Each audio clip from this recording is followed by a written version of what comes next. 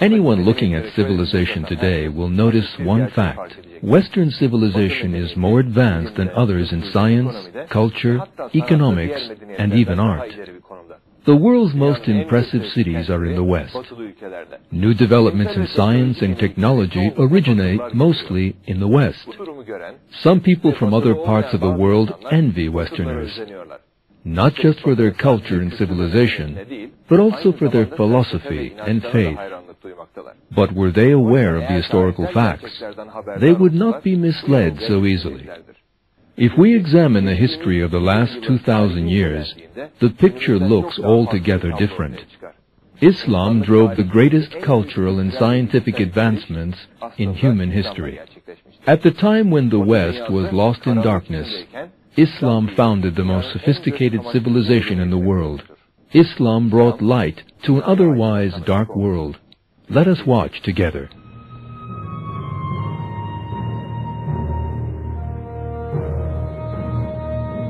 14 centuries ago, a new religion was born on the Arabian Peninsula.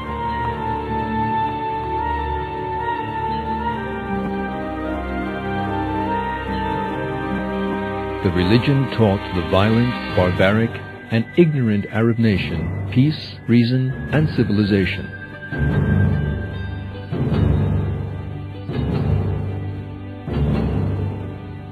Many other nations besides the Arabs were enlightened by this new religion.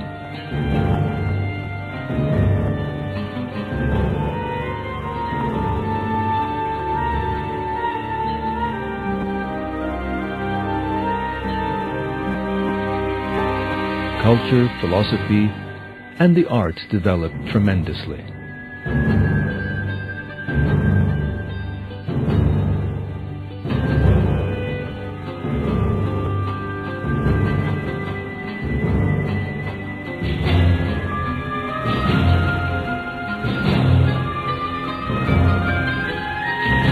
This religion was Islam, God's religion sent as a guide for humankind.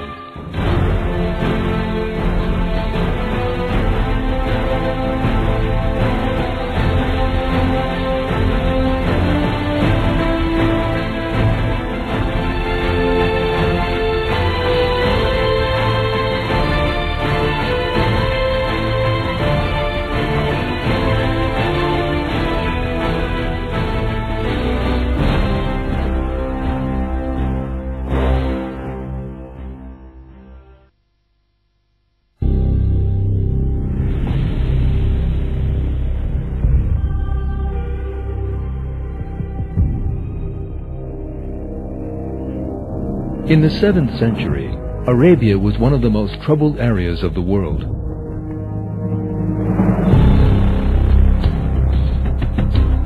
It was home to a diverse range of tribal communities, each worshipping different idols.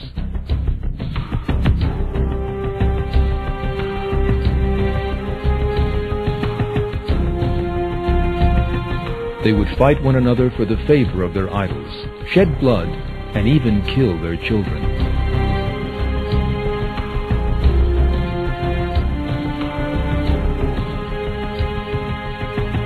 A perverse sense of morality ruled.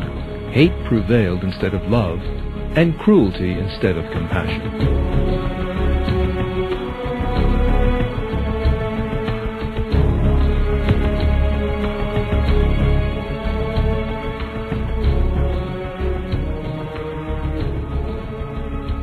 But miraculously, in a matter of decades, this dark and bloody world was to change completely.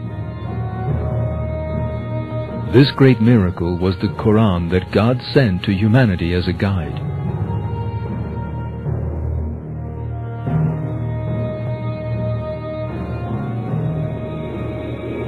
God revealed the Quran to the final prophet, Muhammad. May God bless him and grant him peace. God's first revelation came to the prophet when he was in a cave.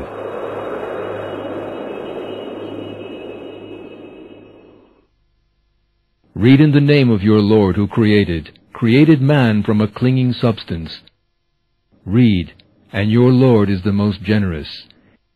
He who taught by the pen, taught men what he did not know.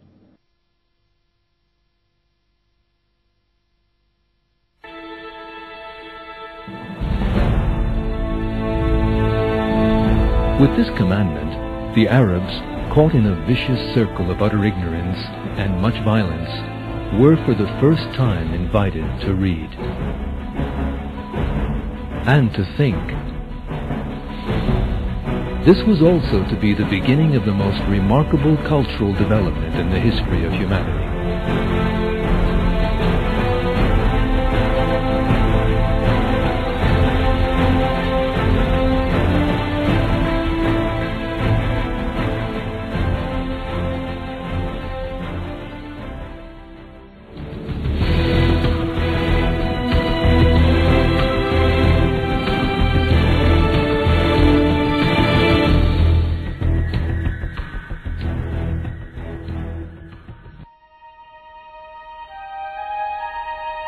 The Prophet Muhammad began to preach Islam in Mecca, the largest city in Arabia. The inhabitants of Mecca were the guardians of the Kaaba, the mosque built by Ibrahim for the worship of God, which had degenerated to the point where it had turned into a temple of idolatry. The hundreds of idols adorning the Kaaba were the symbol of the perverted religion of the local people, as well as their source of income.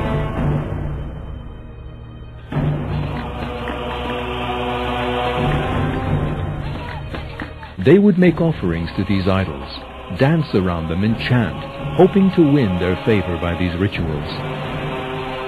But in reality, they were just being hopelessly irrational, worshipping these carved pieces of stone and wood they had made themselves. God addressed them in the Quran. Mankind, an example has been made, so listen to it carefully.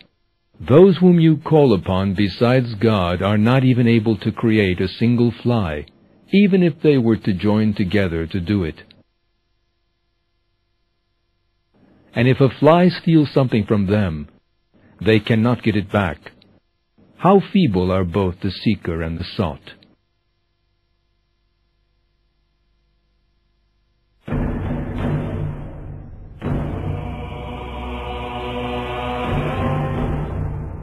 Mecca's elite turned their backs on this truth and developed an anger and hostility to the Prophet who had brought them this truth. They conspired first to force him off his path, then to intimidate him, and finally even to murder him.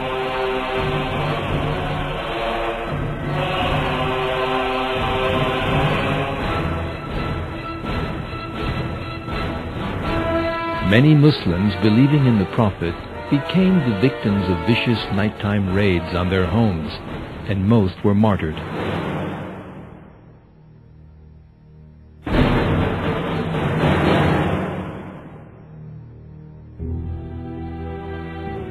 Then God showed the Muslim a way to safety.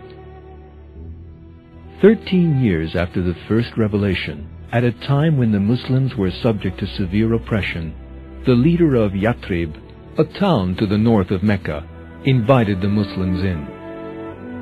The Prophet obliged and migrated to this town.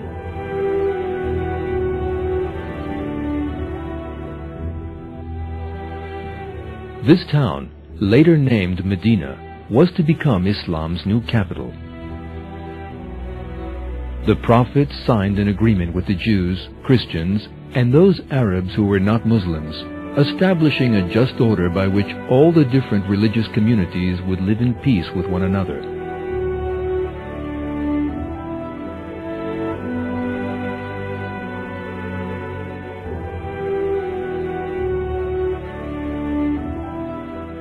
In the following 5 years, 3 wars were fought between the Muslims of Medina and the idol worshippers of Mecca. The pagans of Mecca attacked, intending to kill every single Muslim, hoping thus to erase Islam from the face of the earth.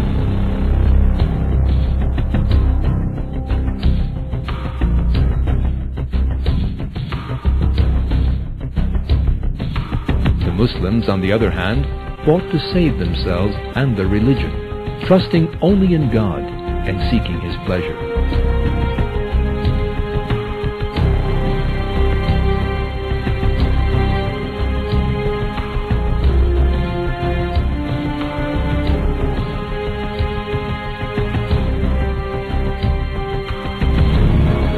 In all these wars, the Muslims took care not to inflict suffering on the innocent.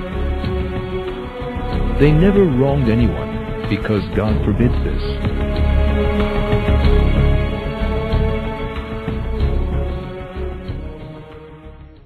Fight in the way of God against those who fight you, but do not go beyond the limits. God does not love those who go beyond the limits.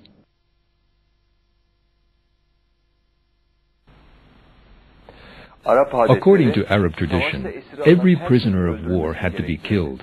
But the Prophet, following God's commandment in the Revelations, ordered the Muslims to treat them well and to give them to eat from their own food. The only thing that was asked of them was for the literate prisoners to teach the illiterate among the Muslims.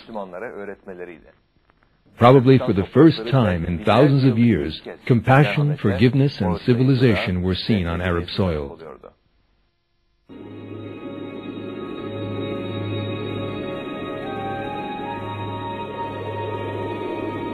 As the years passed, Islam's justice and high moral standards spread in waves around Arabia. The Muslims' fairness, integrity, and determination impressed many Arab tribes and caused them to enter the Islamic faith. Islam's army became unstoppable and marched on Mecca in 630.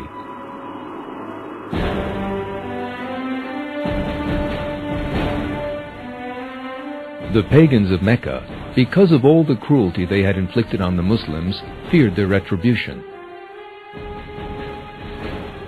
They fled in terror at the sight of the Islamic army.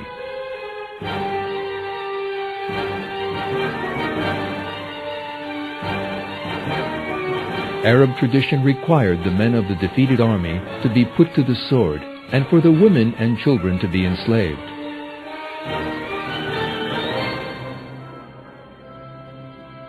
The pagans of Mecca were certain that this was to be their fate.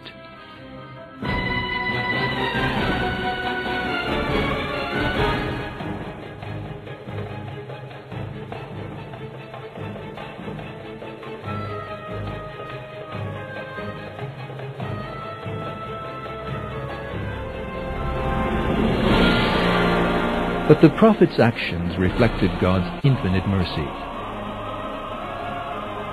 He proclaimed that no revenge would be taken, and that no one would be forced into accepting the Islamic faith. This great act of forgiveness and tolerance impressed Western historians. When Muhammad came into Mecca, and not only did not carry out a bloody revenge, but actually embraced the very Meccans who had fought him for 3 years and attempted to annihilate him, it was very shocking to the people in his milieu.